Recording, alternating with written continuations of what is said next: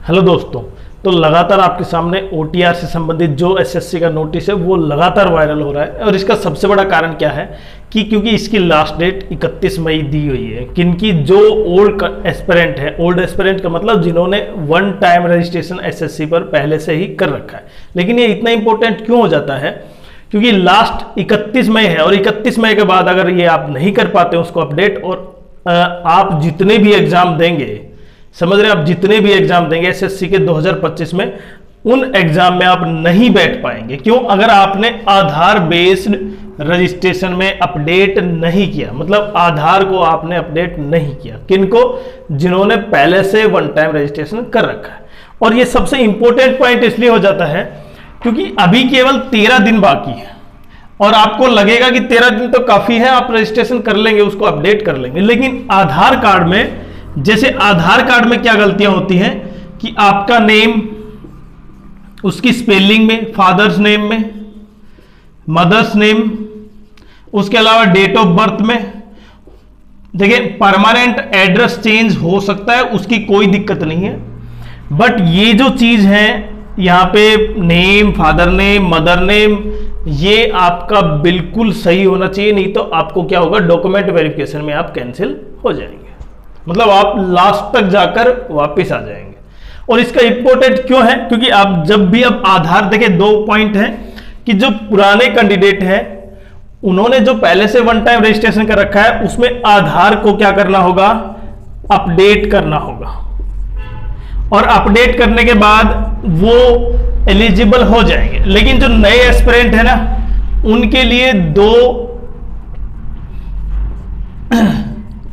2 जून से स्टार्ट होगा, तो आप 2 जून से क्या कर सकते हैं, उनको आधार में, नए एस्पिरेंट का मतलब वो जिन्होंने एसएससी का कोई एग्जाम अभी तक नहीं दिया है, वो पहली बार अपना रजिस्ट्रेशन करेंगे। और वो कैसे कर सकते हैं? जैसे अगर आप पहले से ही रजिस्टर्ड हैं तो लॉगिन करना होगा, और अगर न्यू रजिस्ट्रेशन है, आप पहले से नहीं है, तो न्यू रजिस्ट्रेशन पर जाकर आपको एसएससी की साइट पर ये 2 पॉइंट मिल जाएंगे स्क्रीन पर। ऐसा कोई बड़ी दिक्कत नहीं है। लेकिन जब आप आधार करेंगे तो इसका मतलब आधार में जो आपकी जो डिटेल होंगी वही सही मानी जाएगी, केवल परमानेंट एड्रेस को छोड़कर, क्योंकि परमानेंट एड्रेस हो सकता है चेंज हो जाए आपका समय समय के साथ। अब जब आप आधार में चेंज करवाएंगे तो हो सकता है किसी का 3 दिन लग जाए, 2 दिन लग जाए, 5 दिन लग जाए, 10 दिन लग जाए। और जो लेट हो गया तो इसका अर्थ यह है कि 31 मई के बाद कोई अपडेट नहीं होगा।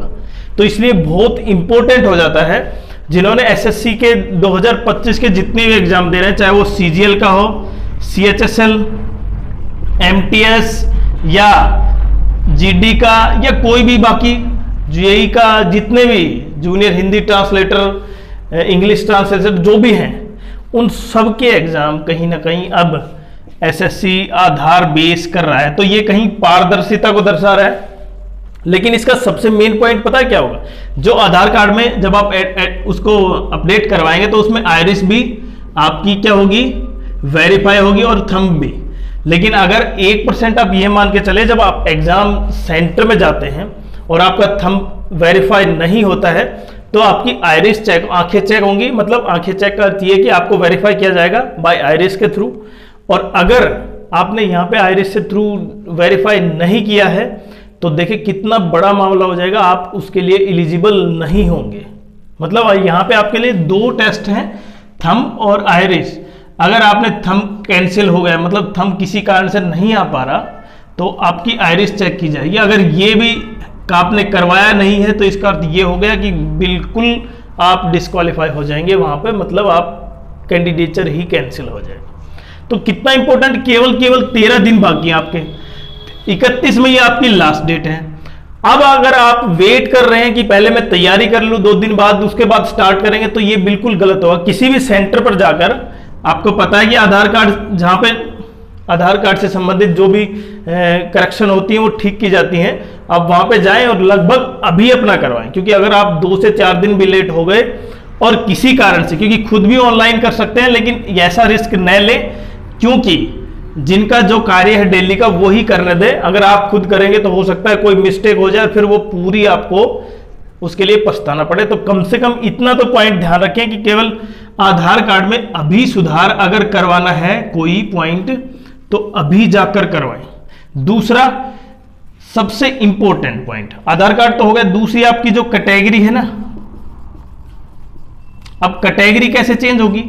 देखिए मानो आप 2024 में ईडब्ल्यूएस से थे और आपका सिलेक्शन हो गया किसी भी पोस्ट पर, अब आप ईडब्ल्यूएस में नहीं रहे, अब आप यूआर कैटेगरी में आ गए, इसलिए अब आपको वहां पे जो कैटेगरी होगी वो चेंज करनी हो। ओबीसी में थे उनको भी ऐसे, मतलब अगर फर्स्ट क्लास ऑफिसर आपके कोई फादर है मदर है तो इसका अर्थ ये हो गया आप ओबीसी में क्रीमी लेयर में आ जाते हैं, तो इसका अर्थ वो आप उसको बेनिफिट नहीं मिल पाएगा। तो बहुत से पॉइंट है, ऐसा नहीं है कि केवल एसएससी ने ये नोटिस निकाल दिया और आपने केवल देखा और आपने अपडेट कर रखा है तो आपने छोड़ दिया, केवल आधार नंबर डाल दिया।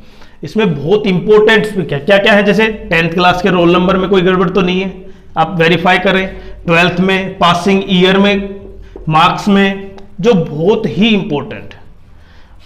अब अगर इनमें से कोई भी जरा सी भी अगर आपकी गलती रह जाती है तो लास्ट में जब डॉक्यूमेंट वेरिफिकेशन होते हैं तब आप डिस्क्वालीफाई हो जाएंगे।